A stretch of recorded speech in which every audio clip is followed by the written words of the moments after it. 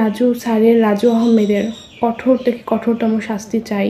আসসালামু আলাইকুম, আমার নাম স্বপ্না ইয়াসমিন, এইচপি মাধ্যমিক বিদ্যালয়ের 10ম শ্রেণীর ছাত্রী। ইতিমধ্যে আপনারা যে ভিডিওটা সোশ্যাল মিডিয়াতে দেখেছেন সেটা আমার এবং ওই স্কুলের প্রধান শিক্ষক রাজু আহমেদের। এখন আমাকে নিয়ে তাকে নিয়ে অনেকের অনেক মন্তব্য। তো আমি আমার বিষয়টা ক্লিয়ার করতে চাই। আমি যখন ক্লাস 7-এ পড়ি, আমার বয়স তখন খুবই কম। তো একজন ক্লাস 7-এ পড়া একটা মেয়ের বয়স বুদ্ধি কেমন হতে পারে সেটা মানুষ ভালোই বুঝবে।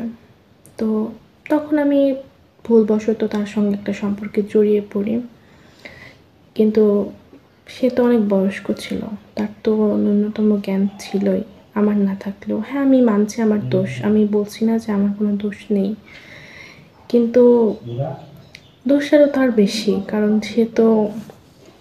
তার তো বুদ্ধি বয়সটুকু ছিল আমার না থাকলেও। তো আমি তখন জানতাম না যে রাজু আহমেদ আসলে কী ধরনের মানুষ, তার কেমন ক্যারেক্টার, কেমন কী, সে কেমন আর কি, আমি এটা জানতাম না।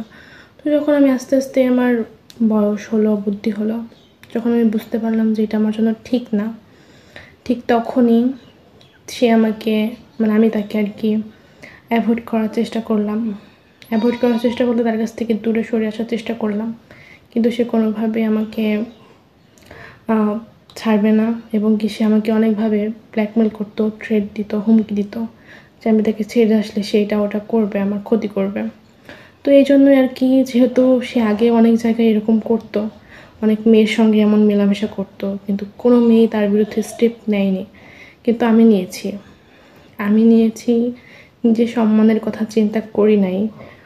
ভিডিওটা ভাইরাল হয়েছে, আমার ক্ষতি হয়েছে, আমার যে ক্ষতি হয়নি এমন কিছু না, তার থেকে আমার বেশি ক্ষতি হয়েছে, কিন্তু আমি চাই তার বিচার। আমার নিজের সম্মান দিয়ে হলেও তার বিরুদ্ধে আমি স্টেপটা নিতে চাই, কারণ কোনো মেয়ে স্টেপ নেয় নাই, আমি প্রথম, আমি নিব এবং আমি জয়ী হতে চাই।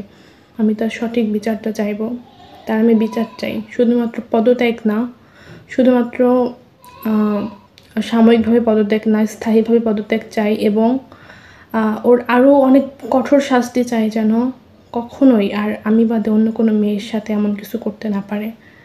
আমি এই শাস্তিটা চাই, কঠোরতম বিচার চাই, যেন দ্বিতীয়বার কখনো অন্য কোনো মেয়ের সাথে এরকম করার সুযোগ না পাই।